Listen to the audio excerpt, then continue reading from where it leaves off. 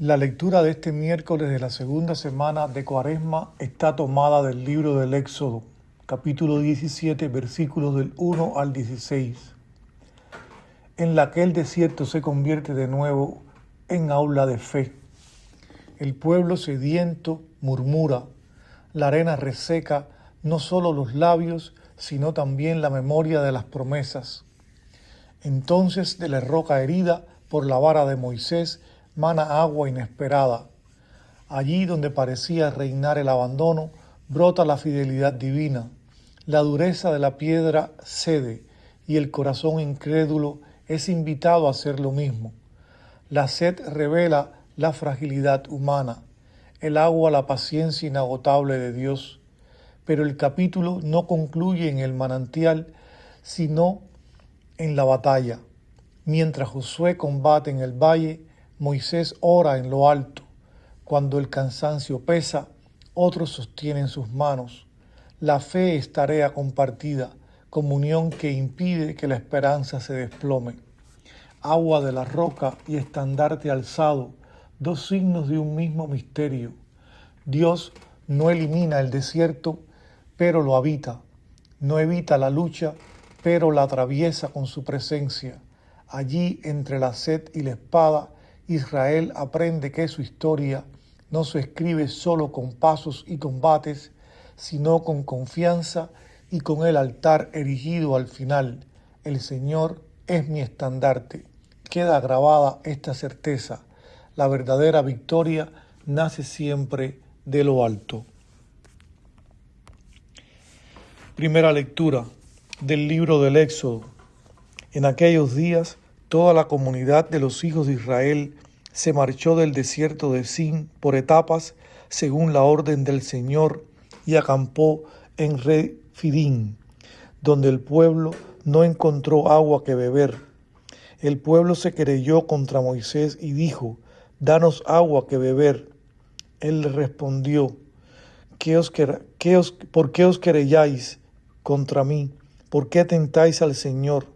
Pero el pueblo sediento murmuró contra Moisés diciendo: ¿por qué nos has sacado de Egipto para matarnos de sed a nosotros, a nuestros hijos y a nuestros ganados? Clamó Moisés al Señor y dijo: ¿qué puedo hacer con este pueblo? Por poco me apedrean.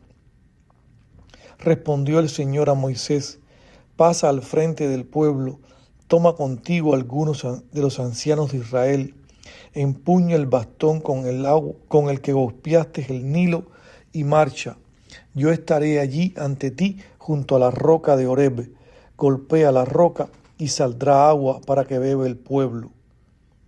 Moisés lo hizo así a la vista de los ancianos de Israel, y llamó a aquel lugar Masá y Meribá, a causa de la querella de los hijos de Israel, y porque habían tentado al Señor diciendo: ¿está el Señor entre nosotros o no? Amalec vino y atacó a Israel en Refidim. Moisés dijo a Josué: escoge unos cuantos hombres, haz una salida y ataca a Amalec. Mañana yo estaré en pie en la cima del monte con el bastón de Dios en la mano. Hizo Josué lo que le decía Moisés y atacó a Amalec. Entretanto Moisés, Aarón y Hur subían a la cima del monte. Mientras Moisés tenía en alto las manos, vencía a Israel. Mientras las tenía bajadas, vencía a Amalec. Y como le pesaban los brazos, sus compañeros tomaron una piedra y se la pusieron debajo para que se sentase, mientras Aarón y Hur le sostenían los brazos, uno a cada lado. Así resistieron en alto sus brazos hasta la puesta del sol. Josué derrotó a Amalec y a su pueblo a filo de espada. El Señor dijo a Moisés: escribe esto en un libro para recuerdo y transmítele a Josué que yo borraré la memoria de Amalec bajo el cielo. Moisés levantó un altar y lo llamó Señor mi estandarte, diciendo: porque su mano se ha levantado contra el estandarte del Señor. El Señor está en guerra con Amalec de generación en generación. Fin de la primera lectura. La segunda lectura es una lectura tipológica de Cirilo de Alejandría, en la que, tomando la escena de Moisés en la colina mientras Josué combate a Amalek, se vuelve ícono del misterio cristiano. Los brazos alzados del profeta no son solo gestos de súplica, dibujan en el aire la silueta anticipada de la cruz. Cuando se elevan, el pueblo prevalece; cuando descienden, la fuerza se apaga. Así sugiere Cirilo que la victoria no brota del filo de la espada, sino de la intercesión que asciende confiada hacia Dios. Nadie vence solo. La oración que salva es siempre eclesial, sostenida por manos fraternas cuando el cansancio amenaza la fidelidad. Y al erigir el altar llamado "El Señor es mi estandarte", Moisés profetiza sin saberlo el nombre definitivo de esa victoria: Cristo. Para Cirilo, ese altar prefigura al Señor que se ofrece como hostia inmaculada, suave olor que asciende al Padre. Ya no brazos fatigados que suben y bajan, sino brazos extendidos de una vez para siempre. Ya no combate incierto, sino triunfo consumado. En la cruz el verdadero estandarte se alza, y bajo su sombra el nuevo Israel aprende que toda victoria nace de una ofrenda. Todo sea por la paz. Segunda lectura de San Cirilo de Alejandría. Moisés subió al monte en la misma cima de una montaña para contemplar desde allí la batalla y asistir a la acertada actuación de Josué durante la lucha. Y mientras Moisés tenía en lo alto la mano, Israel era el más fuerte. Mientras la tenía baja, se debilitaba Israel y prevalecía Amalek. En realidad, no solo Israel en su totalidad, pero ni siquiera quienes aisladamente consideraron como un gran honor asemejarse a Cristo, enarbolando su oprobio, es decir, su cruz venerable, pueden en modo alguno ser vencidos por el diablo, ni por otro enemigo cualquiera empeñado en destruirlo. Las manos extendidas al cielo son una clara figura de la cruz. También se nos dice que a Moisés le pesaban las manos y que las mantenía en alto no sin dificultad. Cogieron una piedra y se la pusieron debajo para que se sentase, mientras Aarón y Hur le sostenían los brazos, uno a cada lado. Esta piedra probada, angular, preciosa, de cimiento, es Cristo,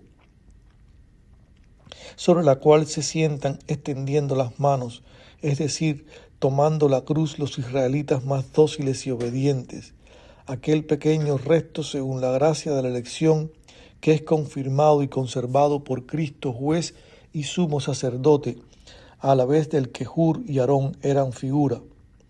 Así pues, Cristo reúne en su única persona las prerrogativas de ambos, juez y sumo sacerdote. Él conservaba para la salvación en la fe al resto de Israel elegido por puro favor. Creo que es el significado de aquellas palabras proféticamente pronunciadas por boca de Isaías. Si el Señor de los ejércitos no nos hubiera dejado un resto, seríamos como Sodoma, nos pareceríamos a Gomorra.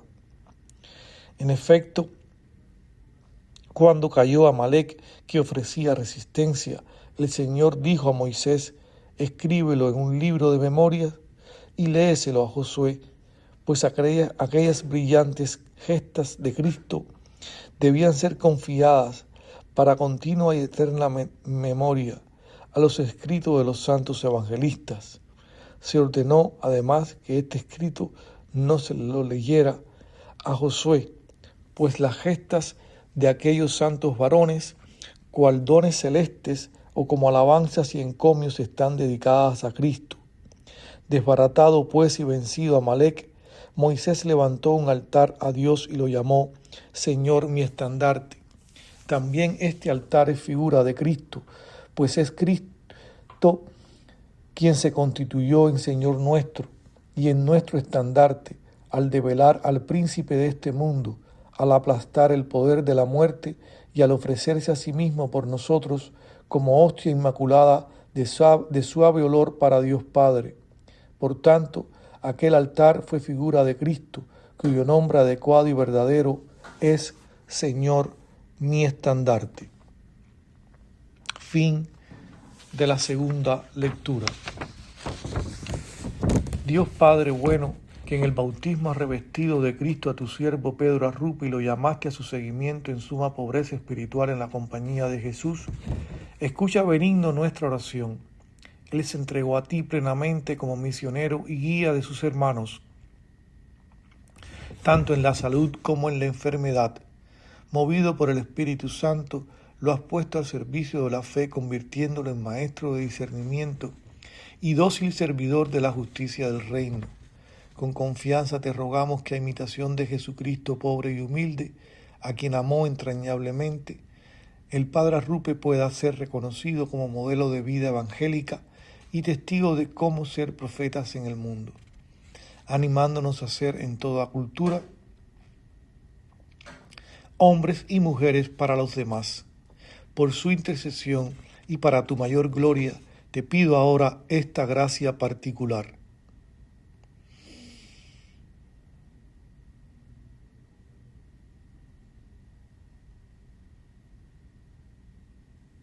Que desees concederme para tu servicio y alabanza. Por Cristo nuestro Señor. Amén. Todo sea por la paz.